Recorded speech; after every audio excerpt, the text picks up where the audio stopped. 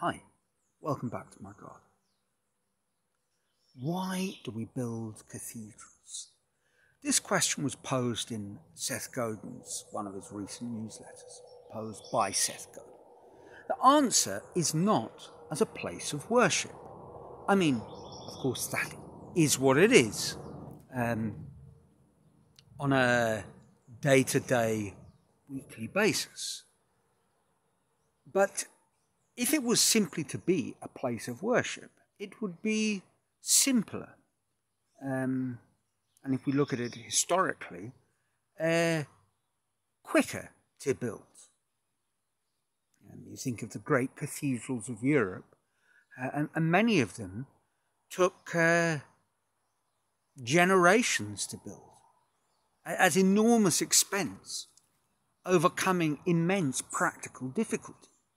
No, if we wanted to build simply a place of worship, we would build an ordinary building and be done with it. And indeed, and by no means is this a criticism, many more contemporary brands of Christianity do just that. Certainly here in Brazil, pardon the hand waving, but rainy season bugs. Here in Brazil, the contemporary sort of evangelical movement are very fond of what are essentially the cheapest possible concrete monstrosity that could be constructed with plastic chairs to fit as many people inside. Now, a cathedral is a monument to one's belief in a much more powerful idea. And it is something that we store our faith in. It's not really a pun, but place our faith in,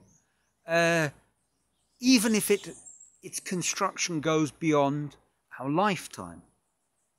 And if we look beyond, say, cathedrals and some of the great religious constructions in history, pyramids, which are obviously more than just a tomb, or Machu Picchu, things like that. Well, they were built very much with a process in mind that would obviously go beyond the lifetime of most probably, of the people building it. Of course, some of the people building it really didn't have much choice. It was a slavery thing. But many of the people involved in these constructions, I think, bought into the idea, for whatever reasons, coercion or reward, of what the cathedral represented. Now, Seth, in his blog, argued that we need to build more cathedrals in general. That in fact what many of us are building are not cathedrals. They are the most mediocre functional version of what one might build to satisfy a purpose, rather than something that embodies a much more profound belief or stores much greater value in what is being celebrated.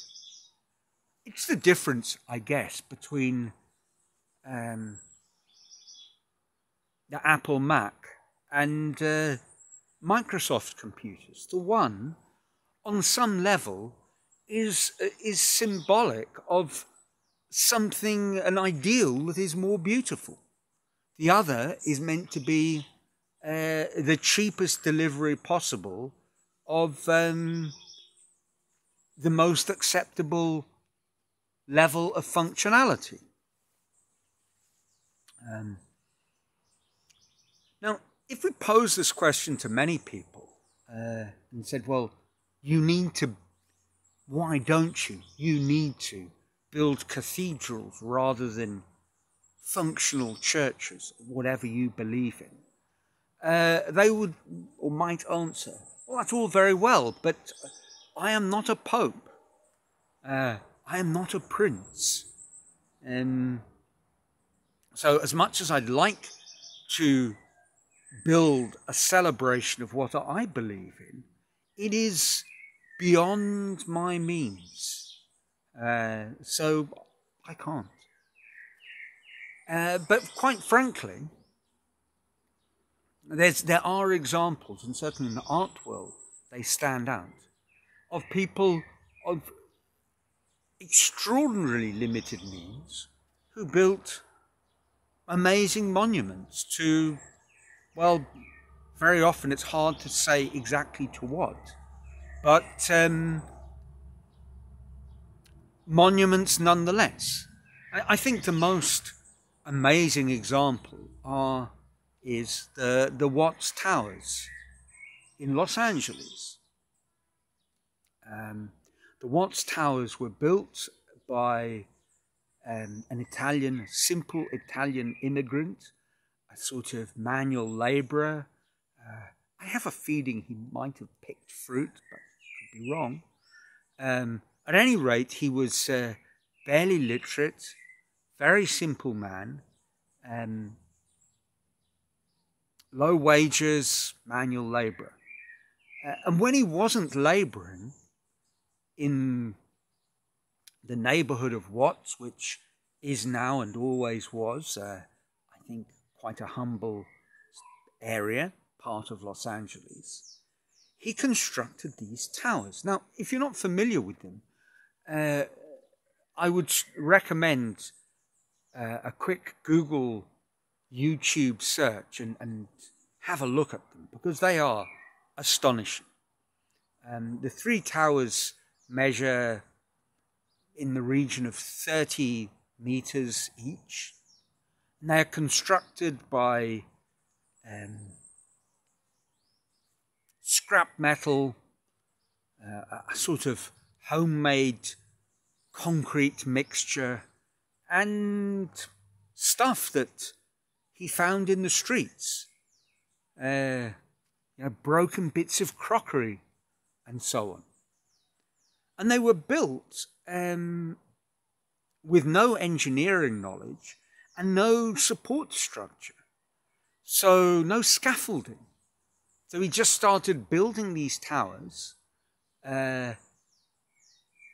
using a kind of homemade reinforced concrete recipe, plastering onto his aesthetic criteria these bits of crockery, and just moving upwards.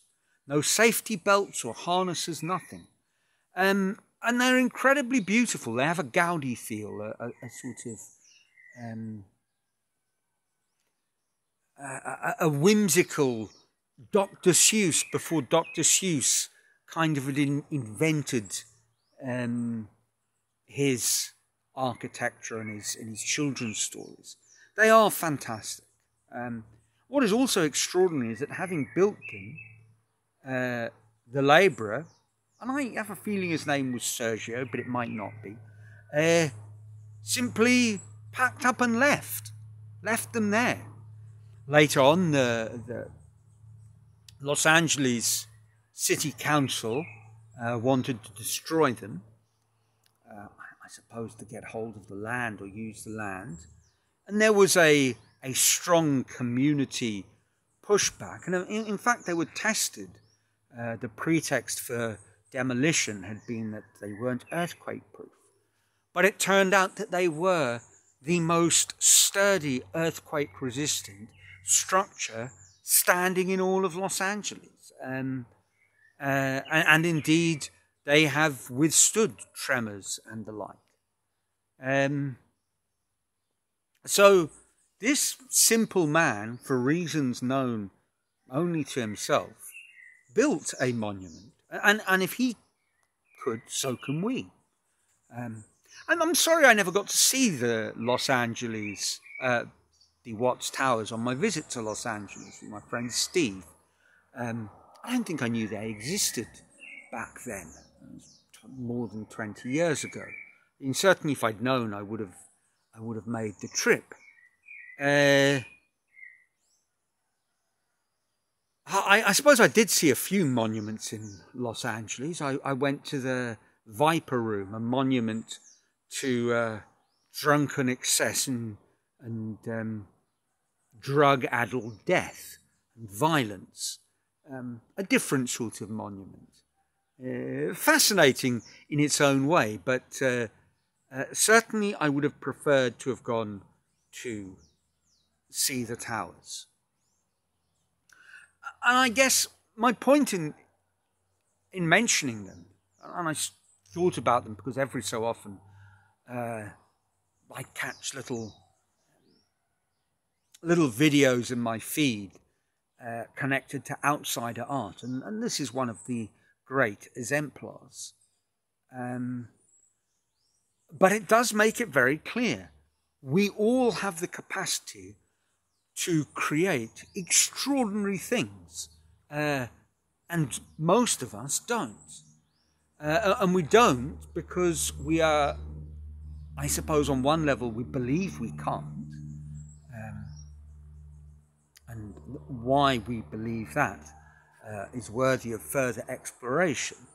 And also because these, for example, these great outsider art constructions, monuments to the visions of the simplest of people, are made over very long periods of time and at the expense of great physical labour and hardship. And most of us simply ignore or avoid that, ignore that. We are called, but we resist the call.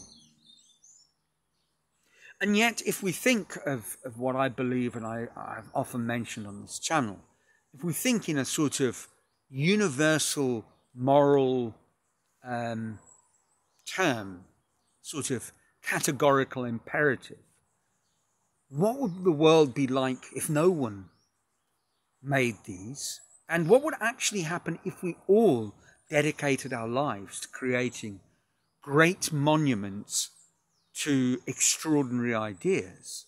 Well, if no one made them, the world would be a dismal place indeed.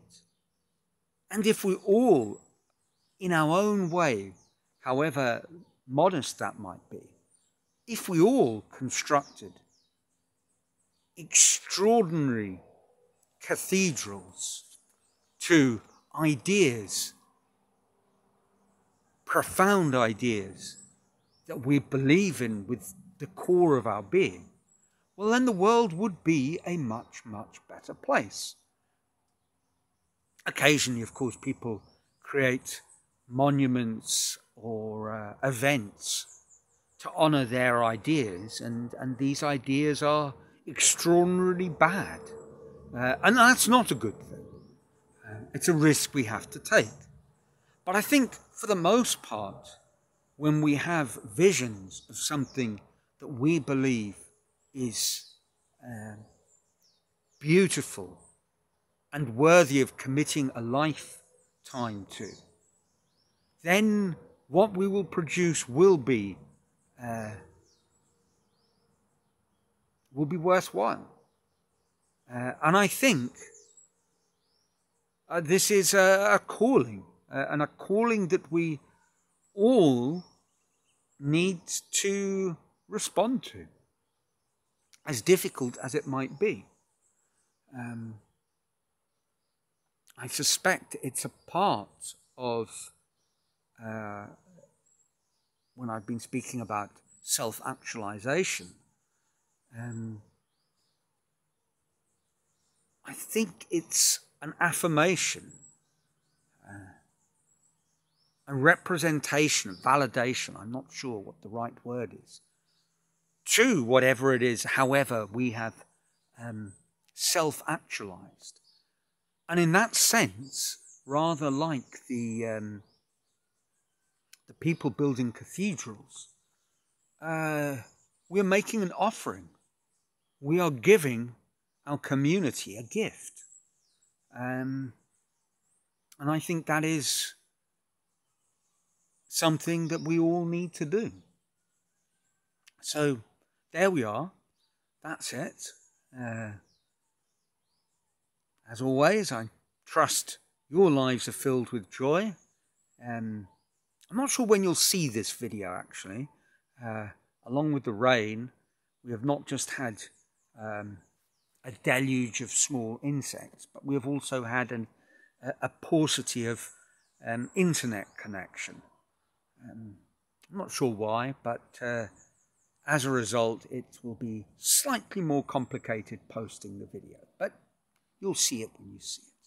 And let me know what you think when you do. So that's it. And ciao from an overcast Brazil.